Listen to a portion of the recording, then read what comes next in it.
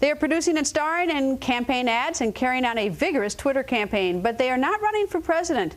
We're talking about the three daughters of Governor John Huntsman. Marianne, Abby, and Liddy Huntsman are doing all they can to get their father nominated in the GOP race. We spoke with them. Okay, this is fun, the Huntsman girls, except they're hardly girls, but that's what you've been called. All right, let's do identification and age. Abby, I'm 25. Marianne, I'm 26. And Liddy, I'm 23. And you're the troublemaker a little bit? So my dad says. I don't understand that, but... All right, you might can't tell. Who's the boss? I think working with each other, we're all the bosses. She's the boss if she doesn't think she is, right? I'm not the boss. Abby a little bit, I think so. Someone's got to be. All right. Someone's got to make the shot. Put her in place sometimes. So you're working on the campaign. Do you like doing the campaign stuff? Yeah, we love it. We're loving it. That wasn't too enthusiastic.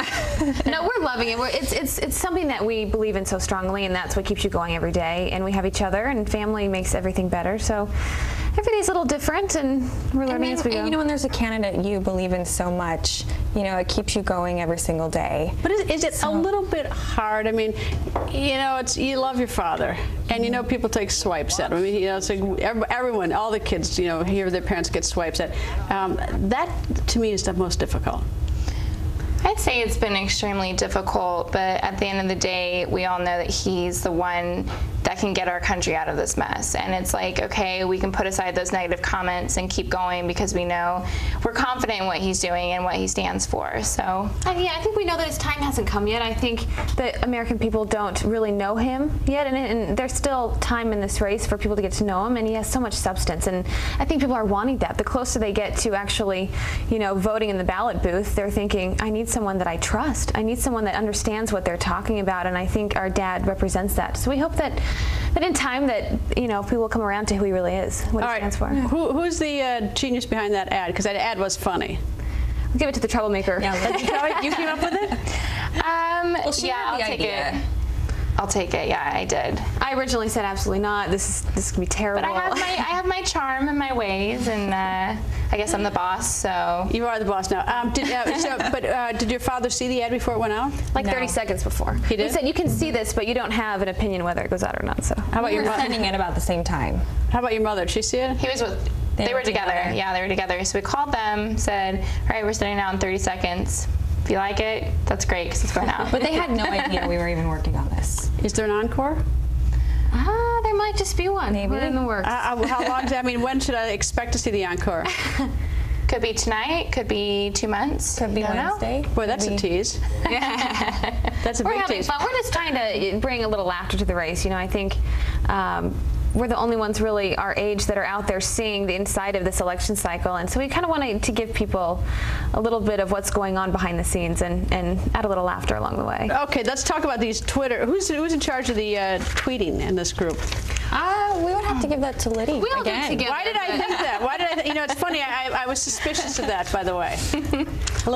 We were I can't remember which debate it was, but we were actually at the debate, and she was at home tweeting away, and that's when she tweeted some of these famous tweets that have made the rounds. That's what happens when you leave me in a corner by myself with my iPad. I just kind of go wild. So I have parental supervision now in all the debates, and so. And I think during one of the breaks we looked at our phone and we were like, "What happened? Oh my gosh, what is going on?" But it comes under the same name. Do all of you tweet on the same account? Yeah, we're all doing it together. So when she tweets something that's over the top, people are suspicious you did it? Of course. Usually now we all confide in each other before we send something out, and we'll send things. One of us is with our dad, and you know we'll. All right, here's my favorite one. Is it us, or did everyone get a bad haircut for this debate? Do you not agree?